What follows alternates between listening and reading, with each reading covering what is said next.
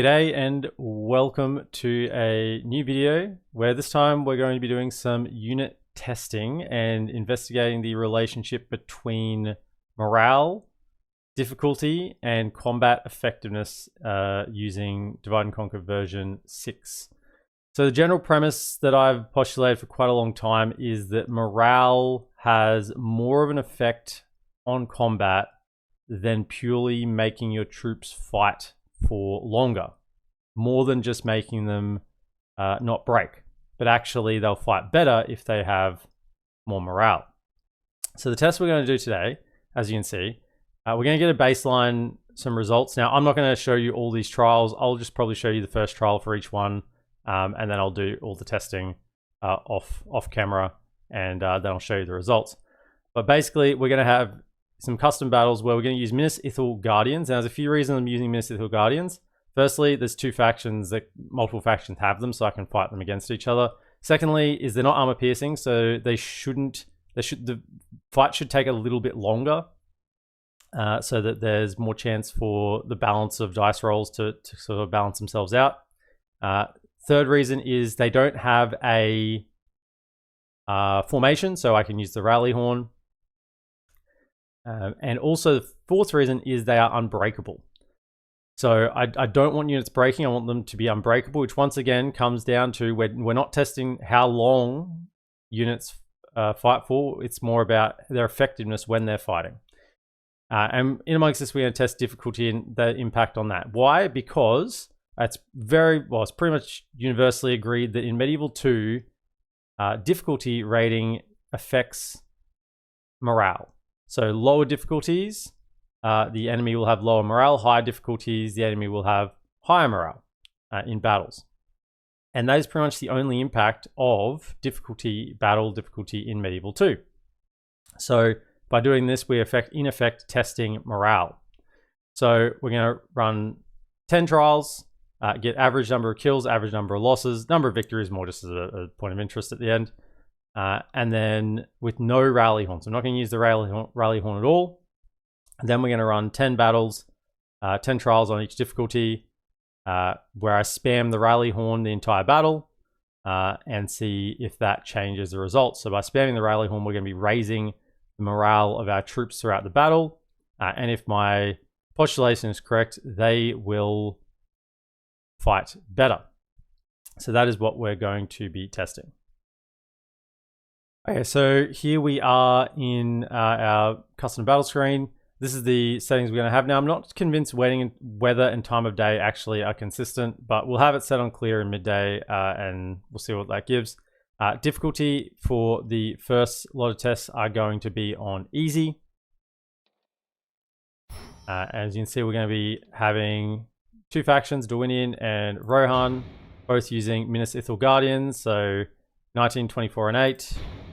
19, 24, and 8. I've given them both max chevrons. The reason for that is I'm just removing another variable for the testing. I don't want one side to get an advantage early, perhaps get a chevron, and then have better fighting ability, because that would be testing then melee attack and not testing morale. So by giving them both max chevrons to begin with, then they're not going to get better. One isn't going to get better than the other throughout the course of the fight. Instead, they'll both remain at full capacity for the entire fight. Okay, so we're going to load in. This is on easy difficulty. As I said, I will show you guys basically just one test of each one, just to give a kind of like a demonstration of what we're doing. And then I'll do the rest of the testing off camera, because otherwise it would be a very long video. So, going to try and keep everything exactly the same. I picked Pelennor Fields because it is a flat, a nice flat map. Okay, also a nice little background there for us to have a look at. So we're going to start battle. We're not going to change formation. We're just going to single click across. You can see that both sides have, I believe it's 4 or 5 layers. And then you can see they have the one guy at the back. I think we have the one lad at the back as well. So that's the exact same formation. And I'll just fast forward it a bit, and then when they get a little closer, when they start running, we'll start running as well, just to There we go. Now I'm not going to be pressing the rally horn. And time 6 it.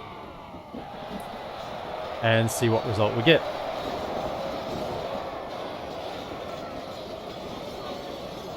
So this was easy difficulty, trial 1. And as I said, I'll repeat this 10 times to see what result we get. And that should give us enough data points to get ourselves a decent average that we can work with.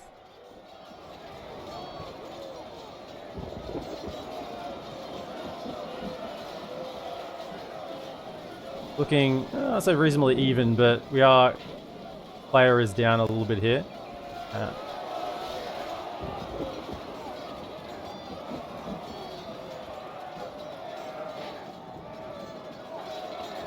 See, my assumption would be here is that the AI is blowing their horn. So even on easy difficulty, and I guess we'll see over the course of 10 tests, that even on easy, without blowing the horn, we are losing this one pretty significantly in the end. 22 down to 3, 2, 1, and down. So we have lost 128 and we killed 106. So that data will go into our table. I'll go ahead and do all the tests for the other 10 trials, and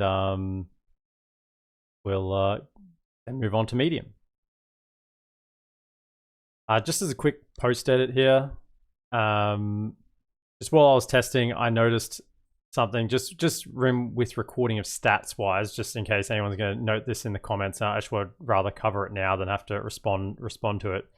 There is healing occurring in the stats. So when I've been recording, this is the one where we've lost. So you can see that this is what was remaining here: 1, 2, 3, 4, 5, 6, 7, 8, 9 of the enemy. So 119 kills is accurate. We killed 119, and there's 119 plus 9 is 128. But when it's the other way, and see here they only lost 101, right? So there was healing applied to the lost numbers. So when it's the other way around, and if I was winning a battle, then my lost numbers would be lower than what they actually were, okay? Because the healing would be applied to it. Just something to keep in mind. It's the same amount, or you assume it's the same amount of healing or ish for each one. The loss number is not as significant as my point is than the kills number. The kills number will be accurate regardless. Kills doesn't account healing. So just as a note with the stats when we get to the table, that the loss number is incorporating healing if the player won the battle. Anyway, just thought I'd cover that before you guys are all jumping over me in the comments. Okay, here we are for start of testing on medium difficulty. So medium, Pelennor Fields, exactly the same as before. Both guys 2 factions with max chevrons. So let's jump straight in. Once again, this is without blowing the rally horn, and we'll just see the results we get. Start. Click. Time 6.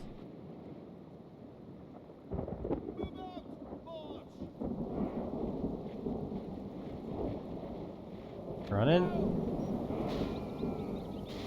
There we go. So watch them fight down. And our scenic backdrop is covered in rain.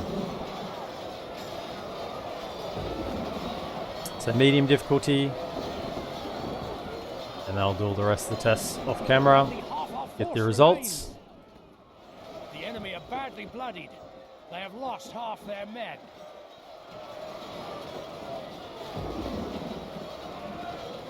It does appear that we are losing this one again as the player.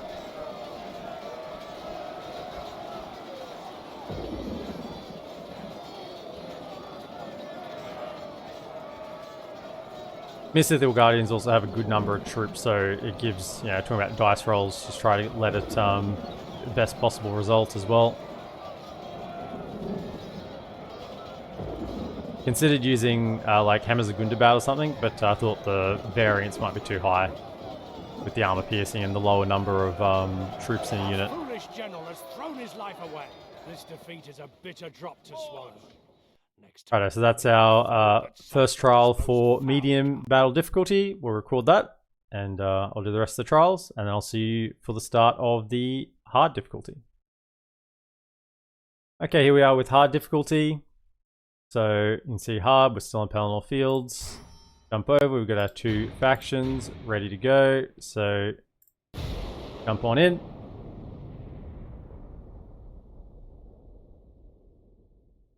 And we'll see how hard difficulty takes us. You guys are all getting the express tour here. Start. At your command. Start. Click. So much for the map being clear and midday every time. It appears to be dusk and rain. Come in and run. Pick off them.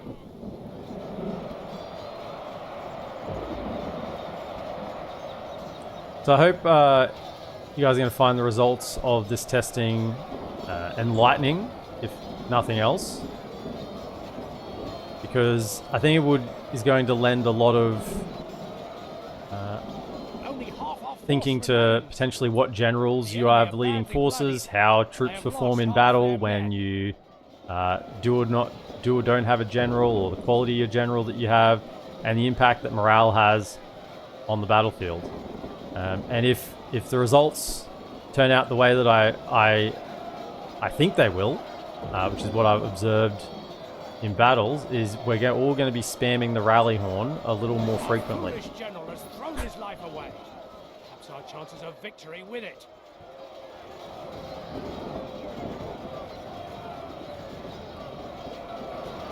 This defeat is a bitter drop to swallow. Okay, so that's our trial 1 for hard difficulty, and I'll go ahead and do the rest of the 9 trials. And finally, we're back with the very hard difficulty trial 1 test. Moving forward and jumping in. So when we get through this test and I can do the other 9 off camera, I'll show you guys the results for the no horn testing. So basically just getting a baseline for difficulty level.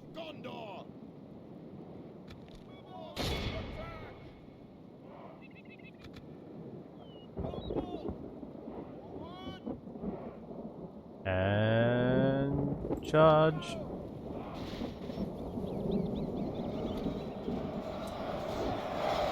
They're very hard. I'd expect to see much larger disparity between the difficulty levels. Of course, that's why we have the 10 trials, because one test in itself isn't really enough to show. You can just get lucky dice rolls. Get lucky dice rolls. You can get, yeah, just can go one way or the other.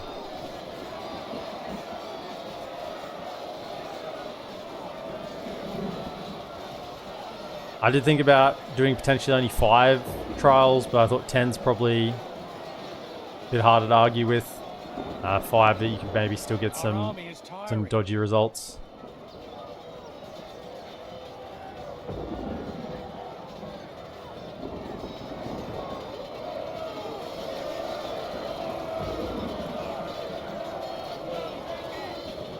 It's taking a while to go down. Okay, there's our results for trial 1 of very hard, and guess you guys will see the results next. Right, and the results are in. So as you can see here, we've got our 10 trials. We've got our average kills and average losses, number of victories, and for the most part, a lot of this is quite expected, as you would assume, from easy, normal, hard to very hard. Starts off 7 victories, average kills 120, average losses 95 per battle, and then progresses down to normal with less kills, 114.8, and more losses, less victories. Hard difficulty was a bit of an outlier. I wonder whether, I think it was probably if we had more trials we'd get there, but certainly there was quite a few, and this one here particularly was a huge win. Only 60 losses. This was a massive win, this one, and that skewed the data even more one way. But there was 6 victories on a harder difficulty than normal, which it's not that many more, but probably within the bounds of reasonability with, you know, dice rolls on melee attack and melee defense and all those sorts of things. But if anything, it shows there is probably, you know, some variability, and you can sometimes get some different results with a melee fight. But then we got to very hard, and very hard is probably the most consistent of all the results, or at least it fit the trend. Number of victories down to 3. If we kind of just ignore hard and look at easy, normal, and very hard, the losses go 95, 109, 115, kills 120, 140, and 104. So there's quite a solid trend there you'd see between easy and very hard. Now, once again, morale is the only thing that affects or is affected by difficulty in Medieval 2. So the melee stats, you know, melee attack, melee defense, charge, these stats don't get changed. So this is all based on morale. Now remember, we were fighting with Minas Ithil Guardians, which are unbreakable. So this in itself is kind of proof that morale is impacting combat ability past the ability of just holding and not routing. We just go over and have a look at myself up a little graph I prepared earlier. As you can see here, data points. But you can see, whack a trend on there. We can see the average kills as the difficulty goes down or goes up, went down. Average losses as the difficulty went up as well. So as you would expect. Okay. So the real question now is, will spamming the rally horn, so inflating the morale of the troops that are already unbreakable, inflating the morale of those troops, will that increase their combat ability? So that is the next test to do. And then we will have a look at the data from there. Right, so here we are for our rally horn spamming on easy difficulty. Same setup as before, Pelennor Fields. We got our 2 exactly the same armies. Let's jump on in. And this time the difference will be that we are spamming the rally horn. Now I'm going to spam the rally horn from just the moment before contact on the charge. So start the battle, click, and the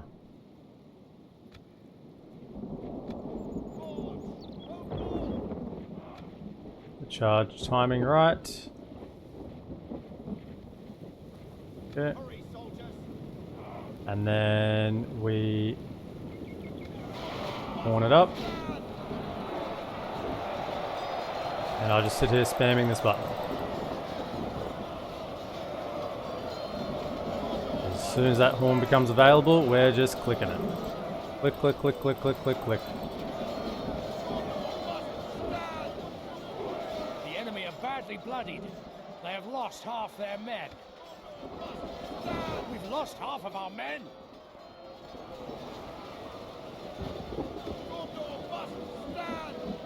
And this will be the test. So as I said, I'll just do all these. It took quite a while to do all the previous tests. And yeah, so I don't want a 3-hour video, 6-hour video after all the tests. This is a clear victory. But so there we go. There's the first test on easy, and I will repeat that for all the others. In fact, I don't even think I need to probably show you guys all of the, you know, it's the same process with, you know, medium, hard, very hard. So I will do all the testing, and now you've seen the process of what we're going to do. And yeah, the next you'll see are the results. Okay, here we are back with the data for the spamming of the rally horn as I showed you for that first test there. I did that for all of the other tests, and this is the results we have. So for easy difficulty, we still only had 7 victories, which is the same as before. Kills and losses, I would say, are within bounds of being no difference at all, really. I have a theory here that perhaps easy difficulty, your morale is already maxed. I don't know about this. I don't know whether morale already has a max, and you've already got that maximum morale on easy difficulty, so spamming the rally horn possibly doesn't actually do anything. But if we go down to normal, we can see normal jumped up from 5 to 7, just as a marker, but 114.8 average kills to 123.1 average kills, 109.2 average losses down to 93.2 average losses. So that was a very big spike by spamming the rally horn on normal difficulty. Huge jump up. Hard. Now, hard is a bit of a hard one to compare because this was an anomaly in the data. This data set we had here did not fit the trends. It didn't fit. If we look at the trends here, it was above the trends and below the trends on both sides. It just didn't seem to fit really with where the rest of the data was pointing. So it's a little bit hard to look at it. But if we look at where that trend line probably should have been, 7, 5, 4, 3, kind of that sort of trend, this is now at 5 victories overall. So if you look at the trend, it's kind of gone up from what the trend should have been, up to 5. And I think the data looks a lot more reasonable here.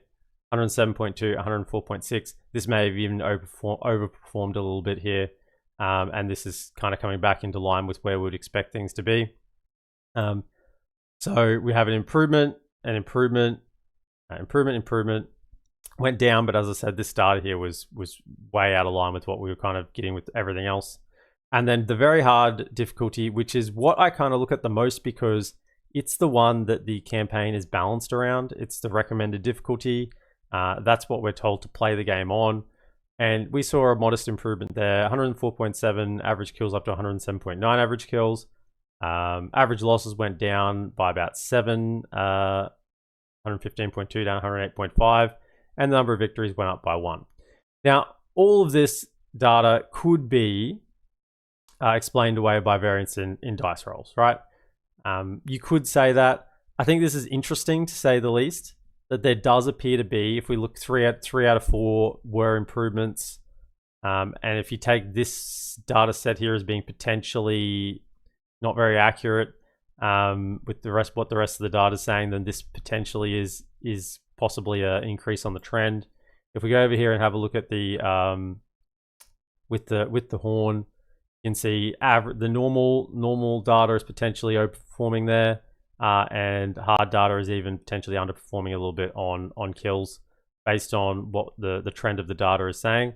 So I think I can say that there's probably a slight increase in effectiveness of combat when spamming the rally horn, which is just improving morale, which is again pointing towards that morale has an impact on combat effectiveness.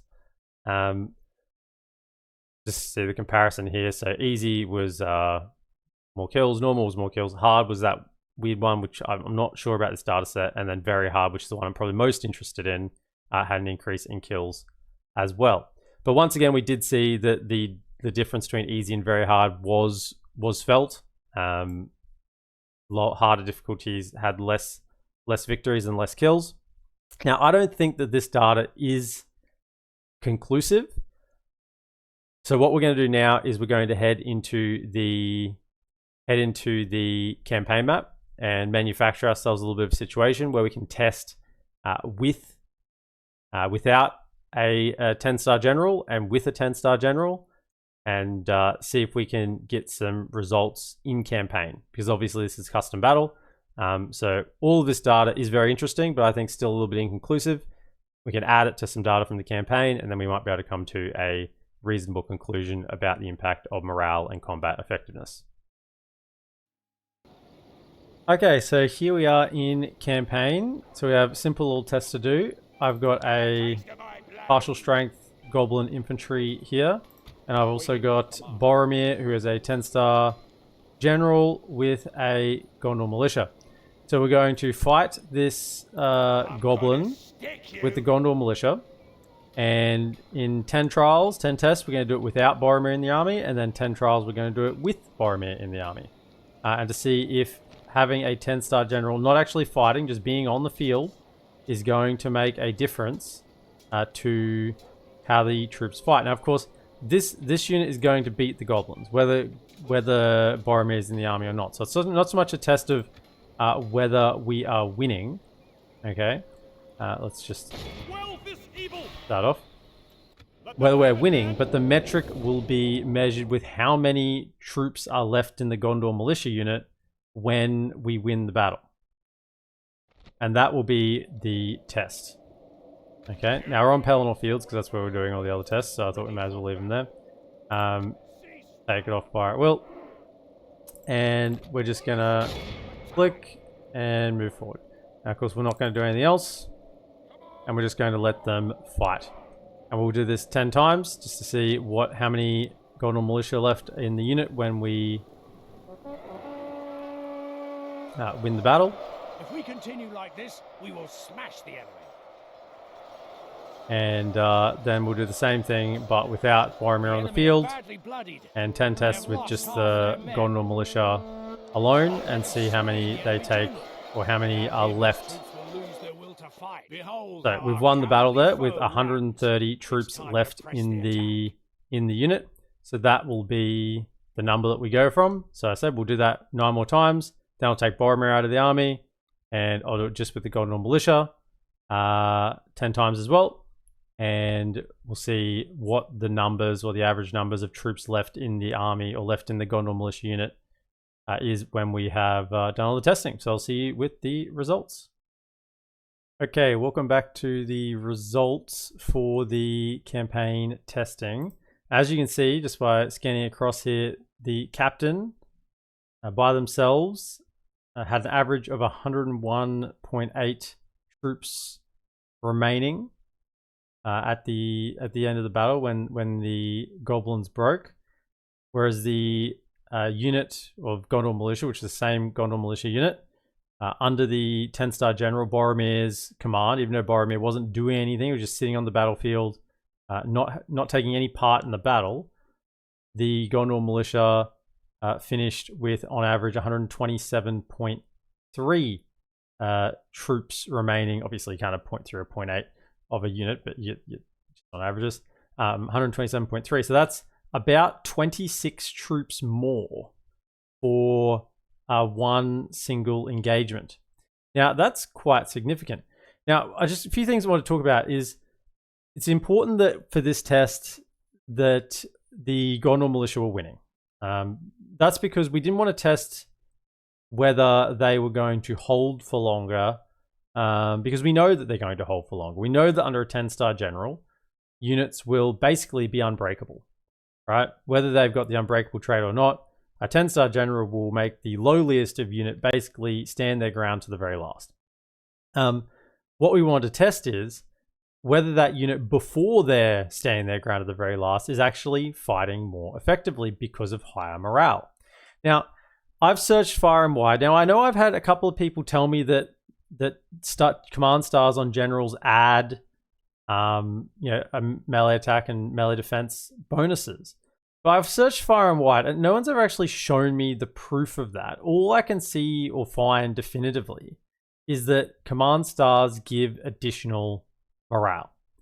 Now, that's been the whole crux of this investigation, is whether morale actually improves, higher morale improves combat effectiveness beyond, obviously, the combat effectiveness of fighting for longer and holding for longer. So none of the tests have been about whether a unit holds for longer. Our initial tests were with unbreakable units. Minas Ithil Guardians are unbreakable. So the amount of morale is not relevant for whether they break or not. It's about their combat effectiveness. And same thing here, the Gondor militia were going to win with or without the general there. As you can see, these were all wins. The lowest one was 86. 86 troops remaining in the unit when the goblins broke. But it's important to know that's what we're testing. It's about the combat effectiveness before the unit breaks. Now, let's put together everything we've got. So initially, just in terms of our control data with no horn being blown. It seemed pretty much on trend. The only one off was this, the hard, which also seemed a little bit off here as well. So I don't know whether there's something weird about hard difficulty, some other modifier being applied. I don't know, but like basically everything else here is pretty much on trend. This one is a little lower expected, and then it's way higher, way outperformed in this one. So I'm not sure if there's something weird about hard difficulty, but should be noted that very hard difficulty is the recommended difficulty to play Divide and Conquer on. And I would say most mods would have that recommendation, and they balance it around that point. And then we look at that after the spamming the rally horn, we can see that easy, normal, and very hard all had more kills. And the only one that was different was hard, but remember I said that was the one that really outperformed. And here we kind of look, it's even lower than on very hard. So you'd think it even probably underperformed here. So I said there's possibly something weird about hard difficulty, or maybe just the rolls were weird for those tests. But basically that's the odd one out for this sort of trend in data that we have.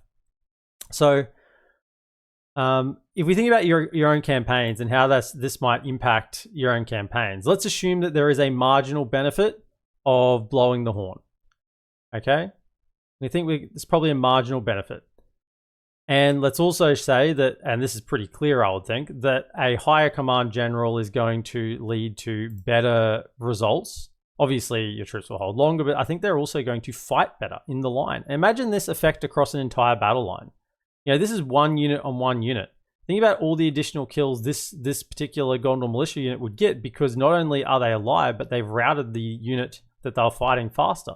It can then turn the flank and you know, get a rear charge on the unit next to it. So the command stars are really, really important. Then if you think about a lot of those 10-star generals are often unique generals that have unique abilities, and we often hold those unique abilities for pivotal points in the battle. There's probably an argument to be using those unique abilities quite early in the battle, so then you can spam the horn to try and get more value out of that horn impact.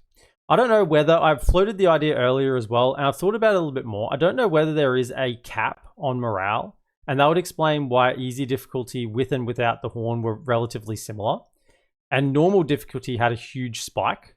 For the horn usage.